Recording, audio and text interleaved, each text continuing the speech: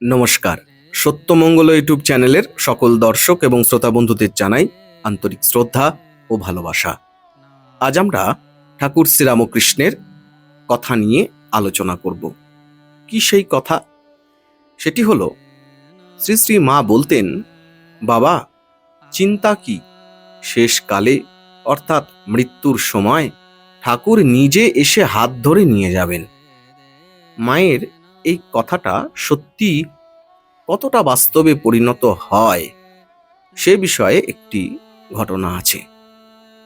এই প্রসঙ্গে একটি অনবদ্য ঘটনা স্বামী শিবানন্দজি মহারাজের বর্ণনায় আমরা পাই। স্বামী শিবানন্দজি মহারাজ, মহাপুরুষ মহারাজ, লিখছেন, শ্রীরামকৃষ্ণের প্রত্যেক ভক্তের দেহত্যাগ বড়ই আশ্চর্যজনক। বলরাম বসুর মৃত্যুও একই রকম আশ্চর্যজনক। তার অসুখ সাংঘাতিক অন্যদিকে মোড় নিয়েছে। সবাই উদ্বিগ্ন। একদিন তিনি বারবার বলছেন, আমার সব ভাইরা কোথায়? এই খবর যখন আমাদের কাছে এসে পৌঁছালো, আমরা তাড়াতাড়ি বাগবাজারে তার বাড়িতে গেলাম। আমরা সবাই তার পাশে আছি, তার সেবা করছি। তার মৃত্যুর দুদিন পূর্বে তিনি তার পরিবারের কাউকে কাছে ঘেঁষতে দিলেন না। তিনি শুধু আমাদের কাছে থাকতে চাইলেন। তিনি ঠাকুরের কথা বলছিলেন।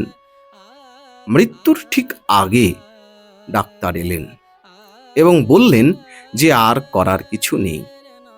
শেষ মুহূর্তে আমরা তার পাশে বসে আছি। তার স্ত্রী গভীর শোকে অন্দরমহলে গোলাপ মা, যোগিন মা ও অন্যান্যদের সঙ্গে বসে আছেন। তার স্ত্রী লক্ষ্য করলেন, আকাশে একখণ্ড কালো মেঘ। সেই কালো মেঘ ঘনীভূত হয়ে নিচে নেমে আসতে লাগলো। কালো মেঘ রথে রূপান্তরিত হলো, বলরাম বসুর বাড়ির ছাদে নামল।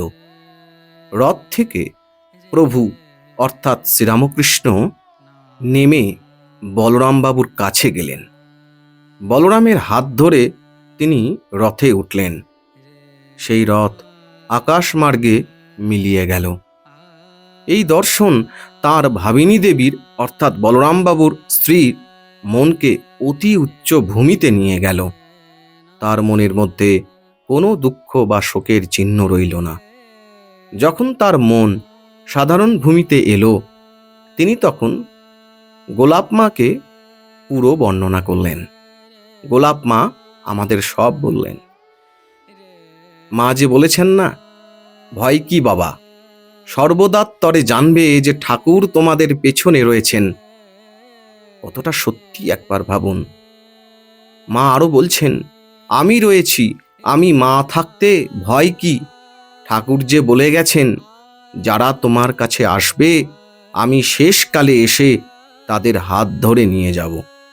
তাহলে সব মিলছে তো? আপনারাই বিচার করুন। আজকের ভিডিও এইটুকুই। আশা করছি আজকের এই ভিডিও আপনাদের খুব ভালো লেগেছে।